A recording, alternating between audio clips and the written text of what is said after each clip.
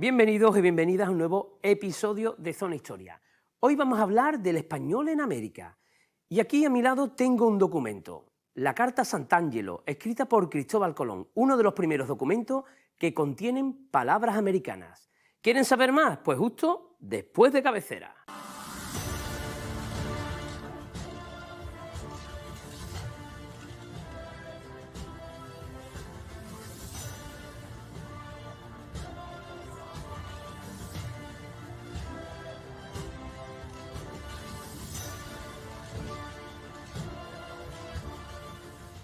Pues sean ustedes bienvenidos y bienvenidas a un nuevo episodio, un nuevo capítulo de Zona Historia. Hoy vamos a hablar de historia de la lengua. Ya hablamos en su tiempo del andaluz y ahora toca hablar de lo que habla todo el mundo en Cádiz, que es del español en América, de todo esto del Congreso.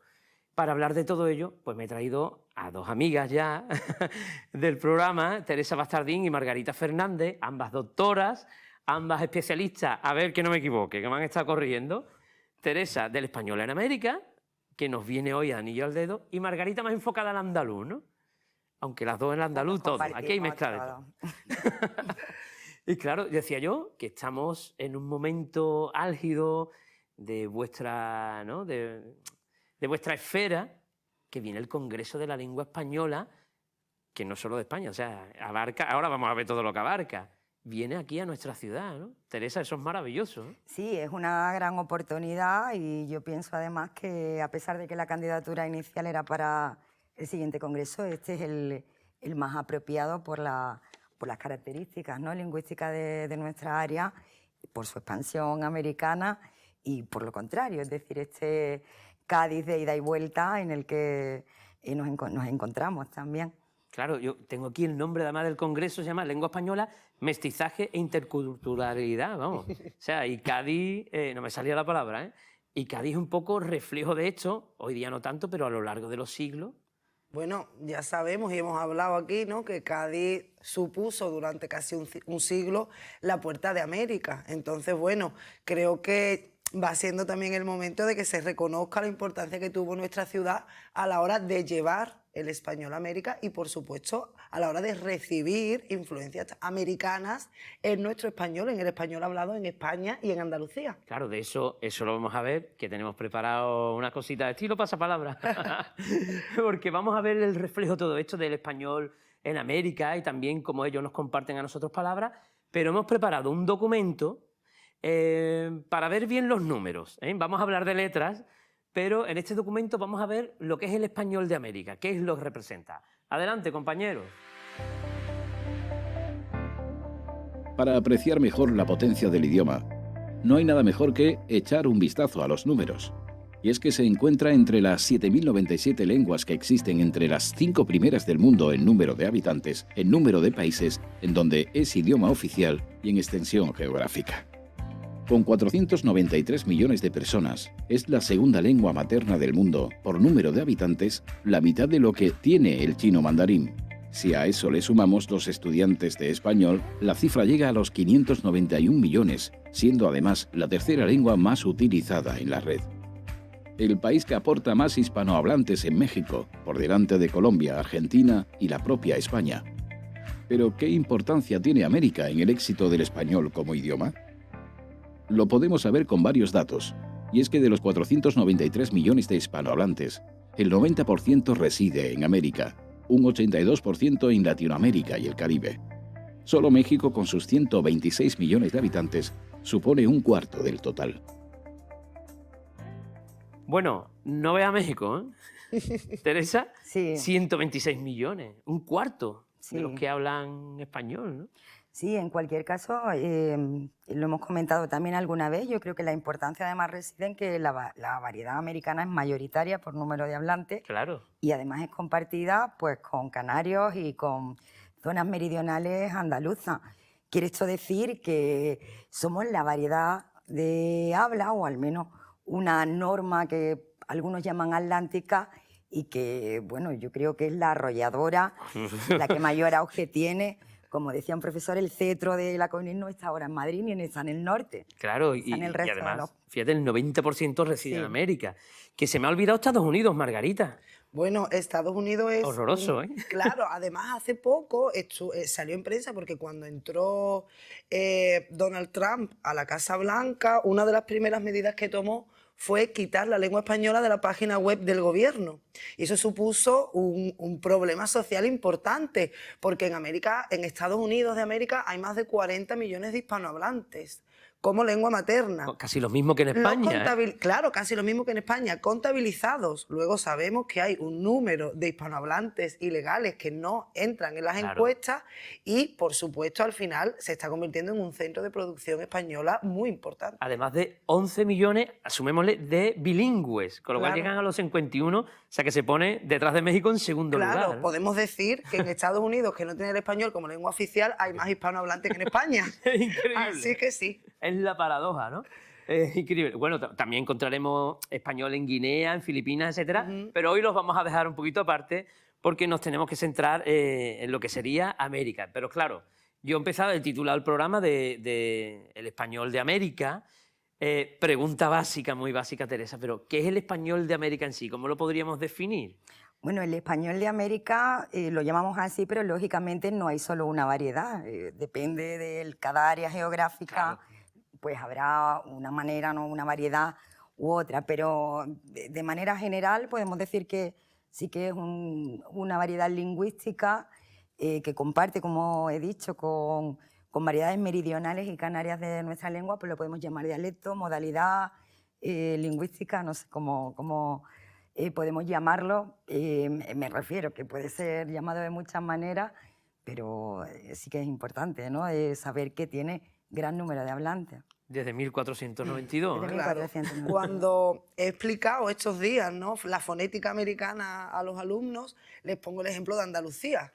Nosotros en Andalucía somos 8 millones de andaluces, ¿no?, más o menos, y somos muy conscientes de las diferencias fonéticas que, por ejemplo, hay entre la Andalucía occidental y la Andalucía oriental. Claro. Los orientales hablan las vocales, la S es diferente, ¿no?, una S más cordobesa. Nosotros tenemos otros rasgos, ¿no?, una che más fuerte, más fricativa, es palabra técnica. Entonces, claro, si en Andalucía se da esa diferenciación tan clara, imaginemos en América con toda esa extensión geográfica y demográfica. Nos enfrentamos a un español de América, a las variedades americanas del español. Claro, estamos hablando de cientos de millones de personas. Por supuesto, aquí con 8 cada uno. No hablamos igual los de Puerto Rey y los de Cádiz. Fíjate. Imagínate en América. Imagínate allí, ¿no? Claro, porque Teresa, estamos hablando, yo he dicho 1492, y hablamos de que comparte la Andalucía occidental con toda América, ¿no? Como que miramos para allá. Claro, es que los primeros que llegan, salvo Colón, que habla medio genovés castellano, son andaluces, extremeños, canarios. Bueno, canarios todavía no, pero... Lo cierto es que sí, viajan, los barcos salen de las costas, claro, lógicamente andaluzas, de Sevilla, de Cádiz, de Huelva, y entonces pues está claro que la mayoría demográficamente que va a América es andaluza, con lo cual el español americano, ese primer fermento sobre el que se va a construir la variedad, pues tiene una impronta andaluza innegable. Andaluza, hemos dicho, meridional, con la variedad extremeña y también canaria, Y estos que viajan allí, Teresa, hablan con la musicalidad que yo estoy hablando ahora, con todas estas derivantes. Lógicamente, como sucede ahora, el español no era uniforme, tampoco en España existían diferencias entre el norte y el centro, entre Toledo y la zona más al norte, pero también ya en Andalucía se estaba formando nuestra modalidad. Eso lo podemos ver en algunos escritos, ¿no? Se ven en los escritos. Durante mucho tiempo la polémica se situó entre los que consideraban que las diferencias del español de América eran autóctonas, es decir, era un desarrollo independiente, y los que lo llamaban la teoría poligenética y la monogenética, que pensaban que los rasgos andaluces habían viajado ya a América. Y se constataba, sobre todo, se basaban estos estudios en muchos rasgos que todavía no se conocían como andaluz.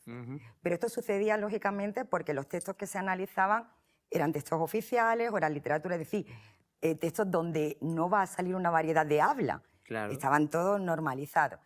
En cuanto algunos comenzaron a ver documentación particular, cartas... Las aduanas, ¿no? O sea, cuando claro, envían, ¿no? Los y las permisos. cartas, porque los parientes debían presentar esas cartas para poder hacer el viaje a América y constatar que allí tenían, pues esos familiares. En esas cartas, donde realmente hay gente que no es instruida la que escribe y en la que no importa tanto la forma, sino el contenido, Claro. se deslizan errores ortográficos. Es decir, como es escriben lógico. como habla. Escriben como habla. Esto lo podemos ver en las redes sociales, que, oye, qué mal escribe tal persona, pero es que Claro. está escribiendo como habla, como le Como habla. suena, ¿no? Entonces, hay ceseo, hay ceceo, hay aspiraciones. Lógicamente no aparece una aspiración, aparece la Claro. pérdida. Los hermanos. Y no se pone Y ya sabes eso. tú Ay, cómo lo eso. está, lo está diciendo. Bailan la G y la H al principio, con lo cual debían sonar igual. Hijo, ¿no? Hijo, Claro. ¿no? Los hijos. Claro. Y en cuestión léxica ya del uso de palabras, también ya vamos teniendo una caracterización andaluza, porque la obra de Nebrija, ¿no? Estos primeros vocabularios, estos primeros diccionarios que hace él en época coetánea al descubrimiento, ¿no? A finales del siglo XV, ya incluye definiciones que hacen referencia a Andalucía. Elio Antonio de Nebrija era de Lebrija y, por ejemplo, la palabra alcaucil señala que es como los andaluces decimos a las alcachofas. Claro. Por tanto, ya tenemos unos rasgos fonéticos y unos rasgos también de uso léxico. ¿Alcachofa llega a América o llega al Caucil?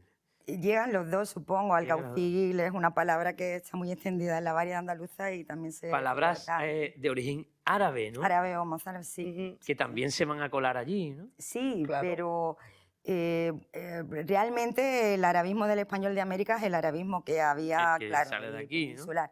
Lo que sí es cierto que las primeras comparaciones que se establecen cuando los españoles ven ciertos objetos o objetos o animales, la comparación es con el árabe. Y Alcoba, resulta- ¿no? Venía no, por ahí. bueno, alcoba se mantiene porque es una forma más antigua que se ha mantenido en ciertas variedades del español y en otras no.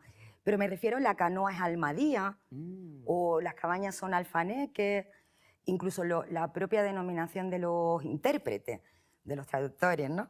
Que se llamaban farautes. Hala. Es decir, sí que hay un recuerdo del árabe justo por el exotismo, por Claro. esas tierras que se pretenden descubrir. Claro, Eso sí. claro, que son siglos de, Sí. de conquista, digámoslo así.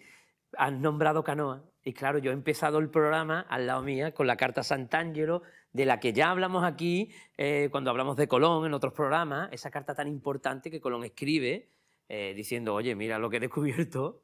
Se supone que en el diario de Colón, bueno, transcrito luego por su hijo y por otros más, se utiliza la palabra canoa, pero en la de Sant'Angelo, que es puño y letra de Cristóbal Colón, aparece la palabra canoa, que no es de aquí. No, la palabra canoa es una palabra indígena, es una palabra taína, del taíno arahuaco, y ciertamente, como tú dices, aparece en el diario, pero el diario no se conserva, lo conservamos por algunos extractos que hace Bartolomé de las Claro, Casas sí. y por el propio hijo, ¿no? por Hernando Colón. Con lo cual es cierto que es posible que esas voces, se las incluyeran en los propios copistas, que a veces ni siquiera siguen literalmente, sino que pueden manejar un poco el texto. Claro, Pero la carta de Sant'Ángel sí es indiscutible. claro, esa Y es un es... testimonio muy temprano lógicamente, empezarían por aprender palabras unos de los otros, ¿Y en eso los cómo dos se llama, sentidos. no? Claro, porque vemos todo ese cuadro, lo estaremos viendo ahora en pantalla, de Colón que llega a la orilla con sus estandartes de Castilla, toda la parafernalia religiosa, ¿no? La toma de posesión.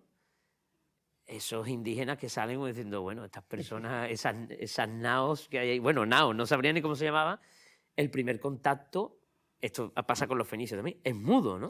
Claro, ese es el primer choque lingüístico. Colón llevaba intérpretes, pero ninguno... Ninguno hablaba Se taíno. habían equivocado. Claro, ninguno hablaba taíno. Entonces la incomunicación primera debió ser muy grande. Y de hecho yo lo cuento, el propio requerimiento, esto de ir con la cruz y la bandera y pedirle a los indígenas, bueno, pues que se sometieran a España, a la corona, etcétera, etcétera, y que Jesús había venido a salvarlo. Y Colón dice, y ellos lo acatan, claro, pero es que no lo No te están entendían. entendiendo. No entendían nada. De hecho, creo que hay una anécdota de Yucatán, que está en la península que sobresale de México, que se dice, hay varias acepciones, pero que los conquistadores cuando llegan dicen, ¿cómo se llama esto? Y lo que responde el indígena en este caso es no te entiendo qué lengua estás hablando, ¿no? Sí. Hay varias teorías, ¿no? Sí. Y dices, vale, Yucatán, bueno, pues Yucatán, vale, pues Yucatán se llama. Los equívocos son inevitables. Son parte de la historia, Claro, ¿no? el bohío que alguna vez he contado, Colón cree que es un lugar, él pregunta a lo mejor por el oro, pregunta dónde puede encontrar riqueza, y los indios le decían bohío, ¿no? O bohío. Y él piensa que es un nombre de lugar, un topónimo, y no, se refería a la cabaña de los indígenas, era la cabaña. Esa palabra la usamos La palabra aquí, la ¿eh? usamos en Cádiz, sí. El bujío, ¿no? Uy, un sitio Sí. muy chungo. Un sitio muy chungo. Sí, sí. Apunte que algo se quedó en Cádiz, algo se quedó en Cádiz. Claro, imaginamos a estos primeros traductores, que serían gente joven, supongo, yo estimo, ¿no, Margarita? Que aprenderían más rápido la lengua de estos españoles que llegan e incluso podrían transmitir a estos españoles sus palabras de cosas que ellos no conocían, ¿no? En efecto, ¿no? Al final, bueno, esto ya es en la segunda parte, ¿no? Esta es la segunda parte y como ya sabemos, ¿no? Cuanto más joven eres, más facilidad tiene de adquirir un nuevo idioma. Y bueno, lo que pasaba era porque estas equivocaciones son parte de la historia, pero también por parte de los intérpretes, ¿no? Hablábamos el otro día de la India, Malinche, ¿no? La Malinche. La Malinche, y bueno, somos conscientes ya de que muchas veces hacía las traducciones para beneficiar a su pueblo, más que al colonizador, ¿no? Tiene el poder, ¿no? El Claro, traductor. tenías el poder. Al final la información y el dominio lingüístico es el poder, ¿no? Cuando hablamos de las lenguas oficiales para los estados, para los gobiernos, son un símbolo del poder. Entonces, pues claro, cuando tú dominas las dos lenguas, eres alguien poderoso. Entonces, bueno, al final puedes hacer y deshacer un poco a tu antojo.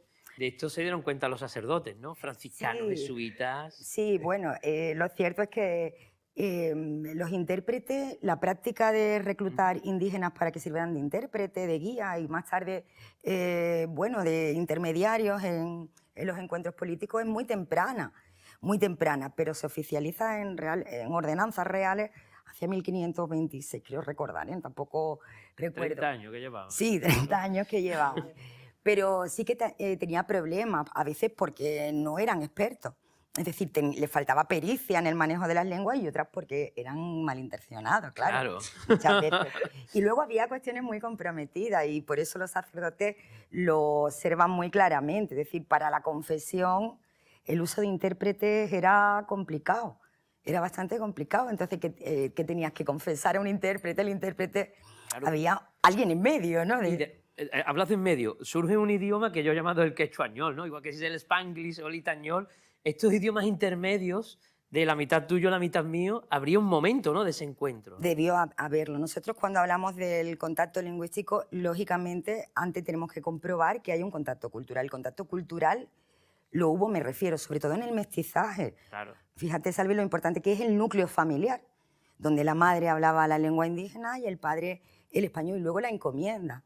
Los sistemas de trabajo en la que estos españoles tenían indígenas que trabajaban para ellos, a cambio de adoctrinarlos, hace que se establezca lógicamente un contacto, una comunicación entre unos y No queda otros. otra. Y debió existir una interlengua, lo llaman, por ejemplo, en el aprendizaje de lenguas extranjeras o de segundas lenguas, con una gramática mucho más simplificada. Recuerda, por ejemplo, las películas del oeste, ¿no? Yo ser indio. Bueno, pero ya está. Eso es, con palabras en uno. Claro, una lengua. El problema es que esa lengua debió quedarse en lo que nosotros llamamos un pille, es decir, una lengua de supervivencia, porque la variedad prestigiosa era la del padre, en el núcleo materno. Entonces todo el mundo, como ha dicho bien Margarita, tendía hacia el español. Hay algunos ejemplos literarios, y a mí me gusta, por ejemplo, con los estudiantes, si les cito a Guamán Poma, de Ayala, que era indio, que escribió una crónica, y en la que si leemos su manuscrito se ve como hay interferencia, como hay mezcla del español y de su lengua, que era la quechua. Y bueno, vemos en películas como La Misión, estos jesuitas ahí en medio del Uruguay, perdidos, solos, donde ellos saben que se tienen que adaptar para poder evangelizar, porque ¿cómo vendes tú un producto, digámoslo así, que no se malinterprete como la religión, algo tan sofisticado, a una tribu, a un pueblo? Tienes que Y además, para caer bien, más vale que tú emprendas lo de ello y poco a poco, ¿no? Sí, decía Costa, por ejemplo, es impensable que los españoles que están en una tierra extraña, lejos de su gente, aprendan otra lengua que sea la indígena, pues mucho más impensable es que los propios indígenas aprendan el español. Y estos misioneros, sobre todo las órdenes mendicantes, franciscanos, dominicos, agustinos y los jesuitas que tú has nombrado también, con esas reducciones, pues se dan cuenta de que necesitan las lenguas indígenas para evangelizar. Optaron por una vía tercera o intermedia en muchos casos, en otras no, pero en muchos casos que es utilizar lo que se llaman lenguas generales, que eran lenguas más extendidas y que incluso antes de la colonización los propios indios utilizaban como casi lengua franca, ¿no? Para entre pueblos de diferentes lenguas comunicarse en el comercio. Lo que era el latín y el griego. Exacto, en la era época lengua... clásica, o ahora el inglés Sí. y el propio español, digámoslo así. Lenguas francas, ¿no? Lenguas Que son francas. más compartidas por el número de hablantes que tienen, claro. Y había, por ejemplo, hay diccionarios ya de estos sacerdotes, hacen diccionarios en aquellos momentos. Se hicieron gramáticas, se hicieron muchos diccionarios bilingües, en el contexto náhuatl, por ejemplo, el de Fray Alonso de Molina. Por supuesto, se hicieron catecismos y se hicieron toda Y tú tienes ahí uno, vamos a sacarlo. Verán ustedes, un libro pesado, Sácalo pero tú. pesado de peso. Entonces, Ven, trae para acá porque lo escribe Teresa, y pone vocabulario indígena en la historia de Fray Bernardino de Sahagún. Sahagún fue un misionero franciscano, se le considera como uno de los científicos realmente, con un carácter muy moderno, muy antropológico, muy etnográfico, y aunque su interés siempre fue evangelizador, en lo que pretende o lo que hace en este libro es una enciclopedia como las medievales, ¿no? Los dioses, los gobernantes, hasta llegar a describir la flora, la fauna, y termina con el libro de la conquista. Son 12 libros, un número muy simbólico. Impronunciable algunas palabras, ¿eh? Es que además la obra de Fray Bernardino está a 2 columnas, una en castellano y la otra en náhuatl. Y incluye muchísimas palabras. De eso hablaremos en la segunda parte de las palabras, que quizás es la parte más divertida, sí, es la más anecdótica. Pero claro, estamos, antes de irnos al descanso, a publicidad, cuando hablamos del andaluz, no solo llamamos palabras, sino también cosas muy determinantes que además nos diferencian del castellano. Por ejemplo, las características, el seseo. Cuando escuchas a un youtuber argentino, un presentador, un futbolista, ¿no? Argentino, la S es prima hermana nuestra. Sí. No hay duda. Bueno, son dos, el ceseo, ¿no? Y el complemento, el ceceo, eran ya fenómenos que ya se daban en Andalucía y que al final se llevan a América, ¿no? El ceseo finalmente es la forma que se impone, que tiene más prestigio y al final es un poco también la vuelta, ¿no? Al ser el más extenso en América, también al final es la forma más prestigiosa en España. Al final, cuando alguien quiere imitar o ridiculizar un poco el acento andaluz, cesea, no sesea. Ni nadie dice el canario habla mal porque sesea, ni el mexicano habla mal porque sesea, ¿no? Al final se ha convertido en la norma dominante precisamente por eso, porque es la que triunfa en América.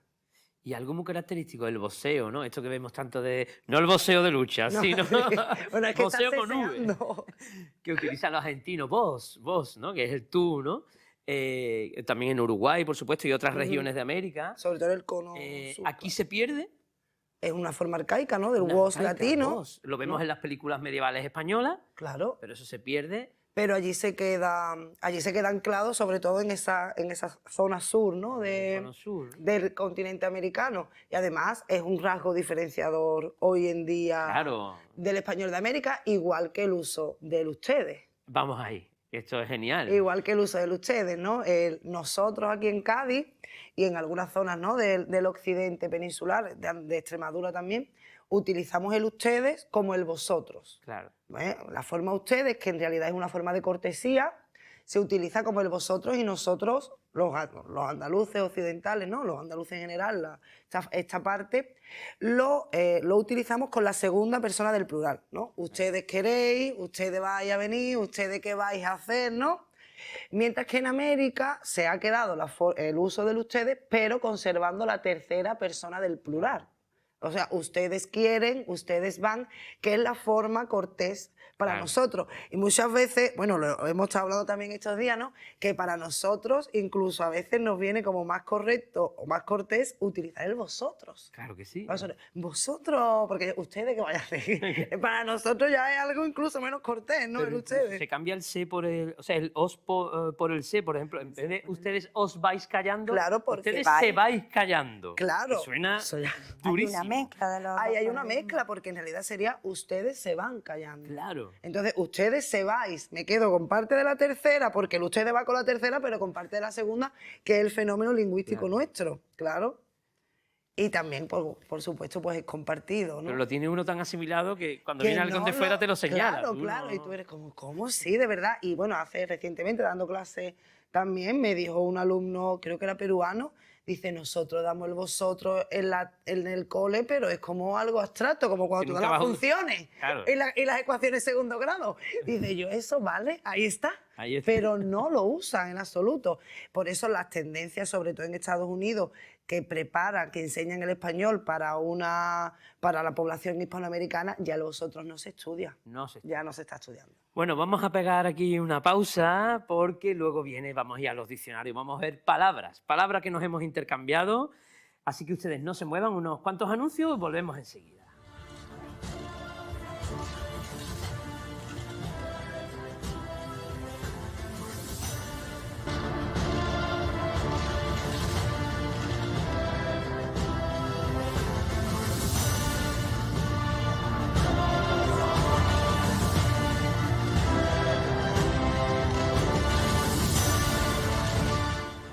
Pues volvemos de la publicidad, habíamos relatado más o menos cómo entra el español en América y nos habíamos quedado con esto de los diccionarios, ya el intercambio de palabras. Y claro, ojalá hubiera un pasapalabra de los idiomas americanos, lo pasaríamos genial. Claro, sacamos tu diccionario, pero diccionario ha habido desde el principio. De hecho, yo me he encontrado con uno recién de la RAE, que es el diccionario de americanismo con 70.000 voces. Y 120.000 acepciones o significados. Una barbaridad. Son 5 siglos de charlar, nunca mejor dicho. Sí, con muchas voces diferentes, muchas ya creadas, lógicamente, en el contexto americano, que además es bastante innovador para crear nuevas voces. Y luego, pues, con acepciones también, con sentidos que han ido añadiéndose a los que ya tenía pues, el español en España. Claro, porque los españoles llegan allí, no saben lo que es un puma, ni un ocelote, animales, vegetación que hay que nombrar, ¿no? Y claro, ¿qué nombre le va a poner? ¿Uno que te vas a inventar o el que ya tienen ellos, no?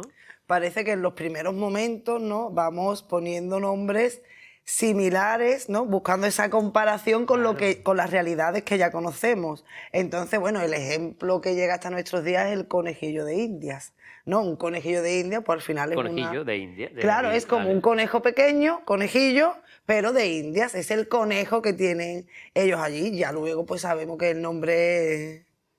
El cuy, ¿no? La cobaya. La cobaya, Cobaya, claro, guaraní, ya tiene nombre técnico. El cuy. Realmente hay todo un proceso. Los conquistadores y los colonos tienen de referente sus lugares de origen. Y todo lo que van viendo, pues que no tiene nombre y hay que nombrar, pues lógicamente echan mano de lo que conocen. Al caimán se le llama lagarto, la sierpe, la culebra, es la iguana, el gallo es el pavo americano, fíjate el pavo tú, americano, o gallo de papada, porque tiene el gallo, tiene Claro, que hay muchas cosas que nombrar. Sí. Es que una fauna nueva. Es todo nuevo. Es como si llegáramos ahora a un planeta y tuviéramos que nombrar todo. Tiras por los todo. símiles hasta que, bueno, vas utilizando ya el nombre propio. Yo me he traído aquí unos cuantos y, por ejemplo, vamos a empezar con el taíno. Idioma desaparecido, que estaba en el Caribe y del Caribe los taínos quedan arrasados. Por enfermedades, no vamos a entrar en ese debate. Pero sí que se deja la huella del idioma, ¿no? Sí, lo que nosotros llamamos las lenguas del primer contacto, es decir, la lengua de la Caribe. zona del Caribe, sobre todo la taína y la Caribe, Y la Caribe. de donde viene nuestra palabra caníbal, porque eran antropófagos ellos, y entonces caníbal viene de la Más fácil palabra... de decir, antropófago. Sí, viene de la palabra Caníbal. Caribe. Han desaparecido, pero las voces que hemos conservado se han hecho prácticamente panhispánicas y se han trasladado a otros idiomas. Es decir, las lenguas no se conservan, pero su vocabulario ha perdurado.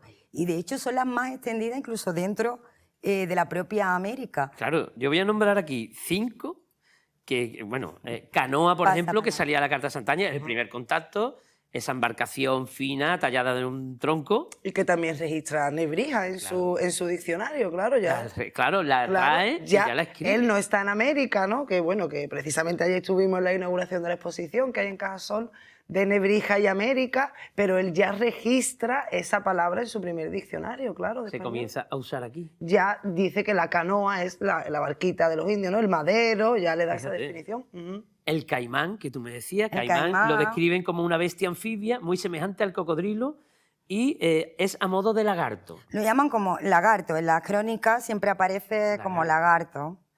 El cacique, esta es la gran palabra, porque cacique sabemos que es el jefe tribal de una zona, pero claro, cacique es una palabra taína. También. En los aztecas cacique no le significa nada en un principio. No, y de hecho tenían otras palabras, muchas palabras. otras, dependiendo de cada grupo étnico, para denominar a lo que también se llamó mandó, no los mandones, Claro. realmente. Pero los españoles dicen, no, tú eres un cacique. Claro. Tú eres igual que aquel que yo descubrí allí. Porque esas palabras, las que los españoles aprendieron en las islas, se llevaron luego al continente. Y ya es muy difícil que las otras lenguas le opusieran, ¿no? Algo de resistencia. O Y al opusieran. final una palabra taína se hace panamericana, nunca mejor Sí, dicho. ¿no? las náhuatl, por ejemplo, ¿no? En agua, que nosotros en México es quail, pues se ha mantenido como náhuatl. Es decir, casi toda... Bueno, aquí me sale también patata, pero yo creo que patata la vamos a encontrar en varios lugares, ¿no? Como la papa, ¿no? Y todo eso. Esa es una... Dime. Sí, no, tú. No, tú esa primero. es una voz, además, que a mí me gusta contarle a los alumnos, porque la etimológica es papa. Papa, O sea, es la papa, es que he hecho la palabra, y patata es un cruce con batata. claro. Con Nosotros batata, aquí- Que con lo que batata nosotros- sí es taína. Sí, Claro. Batata sí lo es que nosotros taína. llamamos boniato, ¿no? Claro, Claro, boniato. pero sin embargo nosotros en casa, además en la intimidad, vamos a decir, en el día a día decimos papas, Claro, ahora dame los 2 kilos de andaluces, papas, sí. y patata digamos que es La forma más fina, formal, ¿no? la forma Pero fina. fíjate que no es ni siquiera No la es, etimológica, no exactamente. La porque- forma correcta es papa, digamos, la original. Dame claro. un paquete de papas, está bien dicho. Está claro. muy bien dicha. Me encanta. Y bueno, una cosa que vamos a ver ahora en Semana Santa, el nazareno de Santa María lleva una cruz de carey. La palabra concha de carey, tortuga. claro, concha de tortuga, ¿no? Y la palabra carey, bueno, yo la asumía claramente española, ¿no? Claro. Todo el mundo ha tenido el peine de carey, la pinza del pelo de carey, bueno, la cruz del nazareno, y cuando hago el estudio mío de mi tesis, digo, ¿cómo? Y es un americanismo. Sí que es verdad que he encontrado en la documentación andaluza, hay bastantes voces del Caribe, ¿no? Es la primera lengua que luego se hacen. Y hay, por ejemplo, jícara y otras que yo encuentro en documentación gaditana del siglo XVIII y siglo XIX Se usa de día a manera día. normal, claro, son completamente corrientes y La usuales. jícara para el chocolate. La jícara es la taza para el chocolate. La palabra específica. náhuatl. Sí. Hay una especie de vaso, recipiente, ¿no? ¿no? Claro. De recipiente para servir chocolate, porque el chocolate también es un producto Claro, americano. y tiene nombre americano. Claro. Aquí no existía ese nombre. Entonces, cuando tú consumes el chocolate, lo consumes de la manera que se consume, ¿no? Con la jícara, no con un cáliz. Claro, Claro. no tiene sentido. Y nos vamos a uno de los idiomas grandes, el quechua, que este aporta muchísimo, ¿no? Yo tengo aquí cancha. La cancha, la Fíjate de que fútbol. escuchamos a los argentinos decir en la cancha, no sé cuánto, la cancha de baloncesto, porque el campo se ha quedado fútbol en el español de Como la campo península de ibérica. fútbol, sí. Pero la de baloncesto es la cancha, Sí, es más decididamente cancha, claro. pero es quechua, Sí, es una es un palabra. terreno, ¿no? Un- Sí, es como La la zona de juego. cancha, ¿no? La cancha del sol, el terreno, el espacio. Claro, y los agua. argentinos sí la utilizan para el fútbol, pero nosotros no, una cosa, cada uno la coge. También, ¿no, Salvi? No. Cada uno. Bueno, sí se Cancha. puede Sí, se usar puede en una decir, se puede decir. locución. Bueno, tenemos, por supuesto, los nombres de los animales. La llama, La llama, todos los camélidos, ¿no? los La camélidos, vicuña, que en latín vicuña. se le pone como camélido. El puma, claro, cuando ve un puma, dice, ¿eso qué es? el puma, El cóndor, claro, coca. la coca también, ¿no? La hoja de La la coca coca. que la emplean, lo saben, para el mal de para el mal de altura. altura, Claro, para el claro. soroche. Claro. Y así infinidad de palabras que se usan día a día Y uno pretende siempre que viene del latín, ¿no? Que es la gran madre del idioma, pero que... Y vicuña, vamos, La vicuña vicuña. es una prima de la llama, entre la Sí. llama y el cabello. Ah, Y bueno. yo me encuentro una en Puerto Real, un documento del siglo XVIII en Puerto Real. Digo, una vicuña, y entonces ya leo que es un animal americano. Digo, ¿qué hace este hombre con una vicuña en mi pueblo? Porque O sea, se aprovechaban la piel, claro, la se alpaca, aprovechaba la piel de y- alpaca, claro, ¿no? La alpaca claro. es otro de en los- concreto, él era un marino, ¿no? Era un personaje importante de la Armada, que no te lo voy a decir, Salvi, porque si no me vas a hacer venir otro día. Y de momento, y es verdad que cuando me doy cuenta de quién es el dueño de esa vicuña, también tenía jícara, tenía otras cosas americanas en su testamento, era porque era un importante marino de la Armada que había viajado por todo el mundo, Y entonces lo se tenía a había modo de traído. regalo y a modo de recuerdo, de souvenirs del siglo XVIII, tenía una vicuña en Puerto Real, hombre, Ahí estaba. tranquilamente. Sí. Bueno, del maya también, ¿no? Los grandes imperios, vamos a ver, Ujú. mayas y aztecas, que está en Centroamérica. De aquí también recogemos, bueno, son 6 millones de personas hablando ahí. Y es que siguen hablando, ¿no? Siguen Y siguen hablando. Bastante, sí. Hay lenguas que se mantienen, lo vemos en redes sociales, lo No, el comentamos náhuatl fuera. también, y el quechua también, en fin, siguen En los barrios, hablando. quizá, digamos, en los barrios más populares, ¿no? En También, el ¿no? Se quechua, queda. el quechua al menos hasta, bueno, yo hace tiempo ya que no voy por ahí, sobre todo en la zona serrana, en la zona de zona serrana, serrana. donde todavía hay indígenas que no saben español, solo quechua. Impresionante. Y por supuesto en los grupos sociales más populares, ¿no? Donde a lo mejor hay una instrucción menos fuerte, más básica. Y bueno, al final también pasa como con muchos rasgos andaluces y muchas cosas características, Claro. ¿no? Que al final se conservan mucho más en los que no están expuestos a esta globalización o a esta homogenización general que hay de la cultura y de la lengua. De hecho, los indígenas, por ejemplo, que bajan a la capital, a Lima, son los cholos, ¿no? Los cholos, Los cholos, como el claro, cholo claro. Simeone.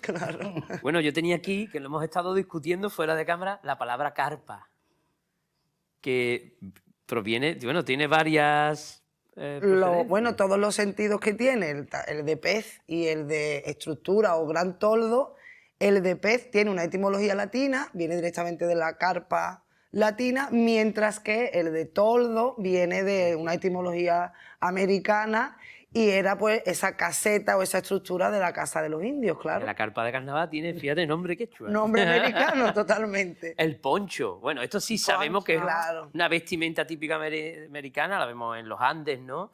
Que es ese trozo de tela con un boquete en el central donde meter la cabeza, ¿no? Y el chullo, ¿no? Y El el gorrito, chullo, y el chulo. con la orejita. Las orejeras, que vemos en Claro. Perú, ¿no? Claro. En el Perú tiene esos nombres que... gaucho también. Sí, alguna vez he intentado incluso hacer alguna división dialectal a partir de voces que tienen que ver, bueno, pues con esto, con las labores, sobre todo agrícolas, Claro. ¿no? El gaucho de la Pampa, pero también el chacarero de la Petate zona también peruana. venía por ahí, eso ya del náhuatl. Sí, sí, petate, la bolsa, esto es del náhuatl, sí, es verdad. Fíjate, el petate de la mili, ¿no? Claro. Y liar el petate, ¿no? Yo no Liar sé si piedra. conocéis liar el petate, que alguien va a morir. Bueno, eso no lo Liar sabía el- yo. Eso deja. Claro, y del náhuatl, que parece uno de los idiomas quizás menos famosos, ¿no? No. Pero, bueno, chocolate. Vamos a empezar Chocolate. por ahí. Chocolate, que viene de chocolate, que fácilmente, que es el alimento que se tiene de mezclar el azúcar, ¿no? Etcétera, ¿no? Lo vamos a explicar. El étimo significa agua amarga. Totalmente. Yo he probado el cacao cacao puro, Puro. y yo no sé a quién le gustó eso, ¿eh? El cacao, que también es, sí, la voz náhuatl, servía como moneda de cambio. Servía como moneda. El grano, ¿no? Claro. El grano. Igual que las especias luego aquí, el cacao, claro. Esto yo me he reído solo cuando lo descubrí. El aguacate. Esto El que ahora está tan de aguacate. moda, desayunar todo con el mundo desayuna aguacate. aguacate. Todo lleva aguacate, es súper sano, pero tiene un significado que es muy figurativo, ¿no? ¿Quién se atreve? La No. americanista. Bueno, lo digo yo. Significa testículo. La Sí, testículo testículo. también por la forma, Tiene la claro. Por la tiene forma. sentido también. Claro. Claro, y de ahí Sentido figurado, ¿no? el guacamole. Del mole o molli o moli, que es la masa, ¿no? La Masa de masa aguacate. morra, claro. Claro, esto lo comemos todos los Masa fines de semana, ¿eh? sí, Claro. como una nachos. pucha, ¿no? O una polea o algo así.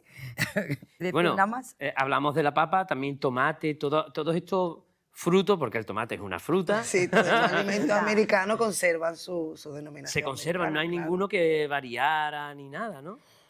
Bueno, hubo, por ejemplo, la piña, la ananás. La el ananá, que se nombra en todo el planeta, ¿sí? Claro, pero Pero- piña, Y porque nosotros lo asimilamos al de los Al piñones. del pino. claro, Piñonero. el piñón, Claro. la piña de los piñones, pues esa fue, ¿a qué se parece? Pues a la piña de los piñones y se le ha quedado piña. Ahí ganó digamos, la Ganó comparación. el patrimonial. Sí, voz la voz patrimonial, la voz nuestra. española, la que Española. pusimos nosotros, claro. Impresionante, impresionante. Y luego había algunas que se creaban casi como por metáfora, ¿no? Por la manera que tenían los animales, como el armadillo, ¿no? El armadillo, porque estaba como armado Claro, de concha. tiene lógica. Eh, Pero ellos le llamaban de otra Lo manera. llamaban conejo de calabaza, porque era como un conejo, ¿no? La Sí, carilla. bueno, sí. Y luego las conchas parecían como de calabaza. Cuando se volvía un aro, un círculo, pues sí Parecían que es verdad, de calabaza. con las porciones. Y una que esto, bueno, de pequeño todos lo hemos comido, el chicle. El chicle, la goma que masticaban. A veces se veía mal, además, que lo masticaran. Sí, sí, porque era goma natural de un árbol, el zapote, la arrancaban y era masticar, masticar. No, yo no sé si se lo tragaban. A lo mejor de ahí viene lo de las madres No de... te tragues. No te No tragues te lo el tragues. Chicle. chicle, tiza. La ¿Y? palabra tiza, por La ejemplo. palabra tiza. La palabra tiza también. También, ¿pero es del náhuatl o...? Del náhuatl. Tiza, wow. Pero aquí existía, claro, no sé si existía la tiza como tal. No, claro, es como una greda y luego ya se ha hecho la inducción. Sí, claro, los paquetes de tiza que compramos, pero... Claro, No sé si conocéis el ahuehuete, el árbol. Hay uno creo que es en el Retiro, ujú. hay un ahuehuete que es una palabra, es un árbol mexicano y es muy bonita la palabra porque a los grandes señores, a los señores que habían sido bondadosos y buenos gobernantes, lo comparaban con el ahuehuete porque era el que daba sombra, ¿no? el que acogía a sus Claro, súbditos claro. bajo la sombra de este árbol magnífico que si van por Madrid deben ir a verlo. Y algo que yo sí he escuchado en casa, incluso lo veo en algunas recetas, aunque se nombra otra, el pimiento chi. Sí, eso decíamos, ¿no? La cuestión es que llega un momento en el que, claro, la comparación constante, el nombrar con los nombres que ya existían en la península, las realidades americanas, produce equívocos. Claro. Entonces, lo habitual es que se le pusiera la preposición y de la tierra, ¿no? Todo era de la tierra. Las camisas de la tierra era el huipil, por ejemplo, que llevaban las indias, y la pimienta de la tierra era el chile, Claro. o pimiento chile. Pasa un poco como el copal. El copal en muchos textos aparece como incienso copal. Ya luego se ha desprendido de incienso y solo se le conoce como Pero copal. definía para que no... Pero hay un momento en el que todavía convive. Entonces el pimiento chi, que al menos mi madre lo utiliza, y lo he leído, casa, lo he leído. claro. el pimiento chile. Pero ya hoy se utiliza el chile. Sí, y además es curioso porque la palabra taína es ají. El ají. El ají, que de hecho, claro, y se hace Suena en más salsa árabe de que otra ají, cosa, ¿eh? y se hace el ajicero, ¿no? Para la salsa de ají. Pero, y se reparte, quiero decir que las dos conviven en América, pero con esto de la globalización la que nos llega es Chile por la gastronomía mexicana. Y yo supongo también me vienen palabras ahora como papagayo, o sea, todas estas palabras, animales exóticos, todos. Los animales exóticos, el tucán también.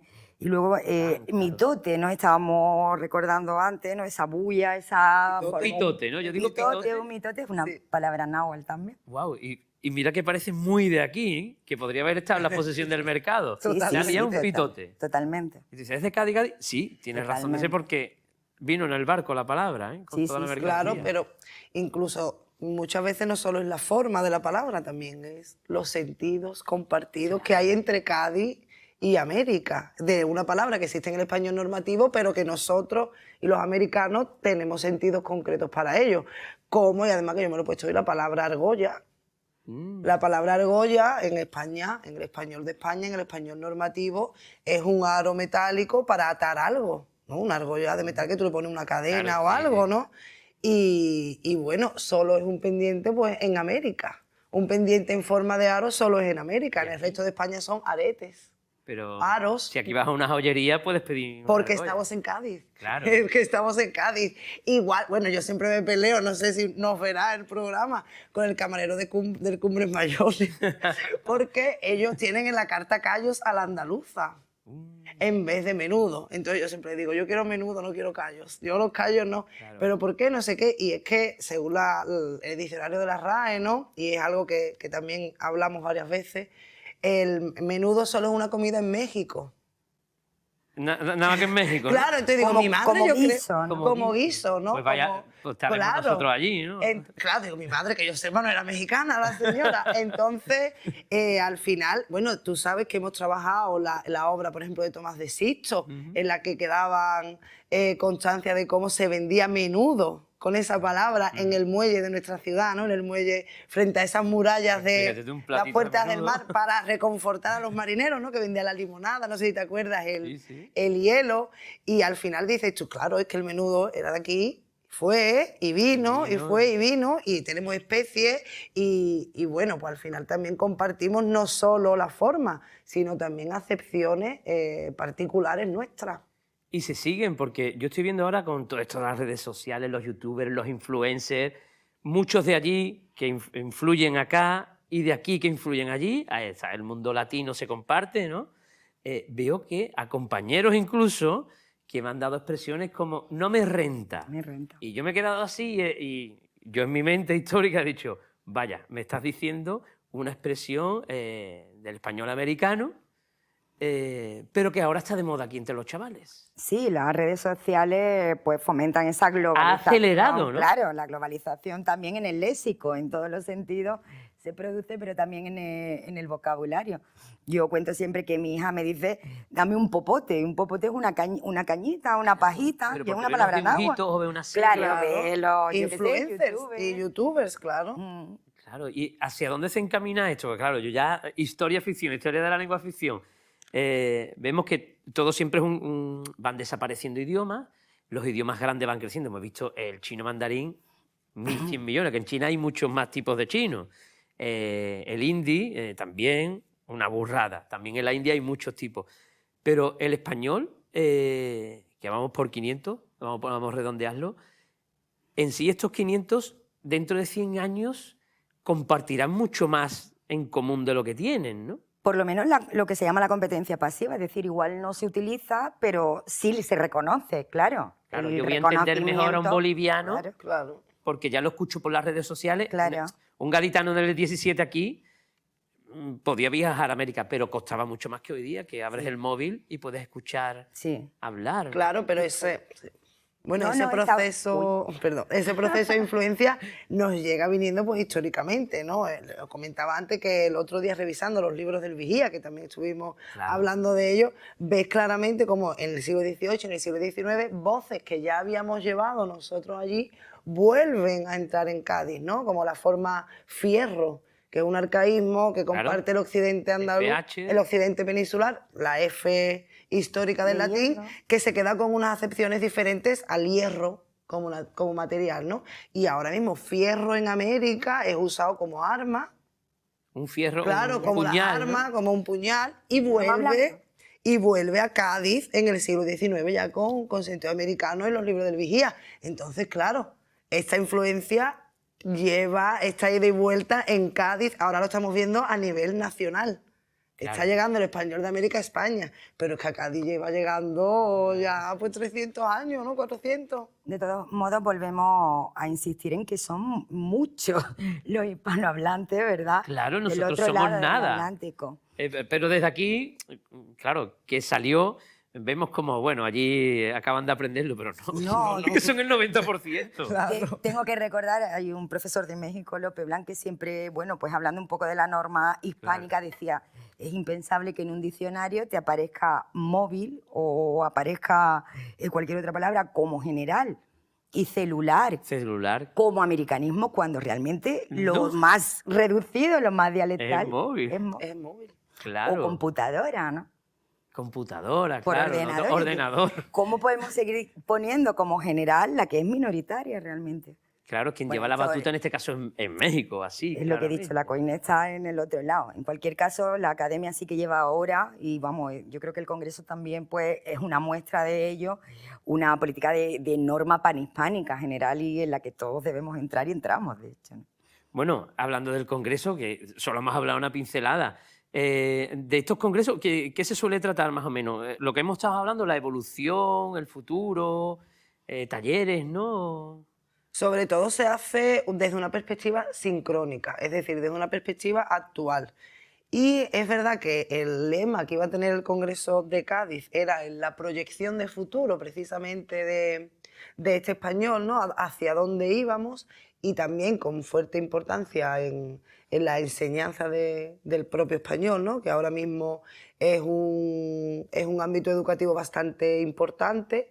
Pero al final, pues como nos hemos quedado con esta edición, lo que se va a hacer es eso, ¿no? Tratar de ver cómo las dos orillas del Atlántico, ¿no? Las dos orillas del Atlántico al final no son tan diferentes y siempre hemos tenido que ir de la mano y acercar esas posturas y demostrar lo que acaba de decir Teresa, ¿no? Que la academia está tomando unas posturas mucho más abiertas y dispuestas a crear una norma panhispánica y estar presentes, pues al final que estemos todos a una, ¿no? Porque quizás somos la tercera, creo que la tercera lengua materna, Sí. la tercera lengua materna, pero la primera más extendida, Claro, porque sí. nacen hispanohablantes en más partes. Los chinohablantes nacen en China, los indiohablantes nacen en India, pero los hispanohablantes nacen en todas partes. Nacen en Europa y nacen en un continente entero, que es América. Digo, eso, ¿eh? Lo veremos con el tiempo, cómo se va extendiendo más por Estados Unidos y Canadá, que la cosa va creciendo. Bueno, Teresa, Margarita, se nos ha acabado el tiempo. Yo tenía muchas más palabras aquí, curiosidades.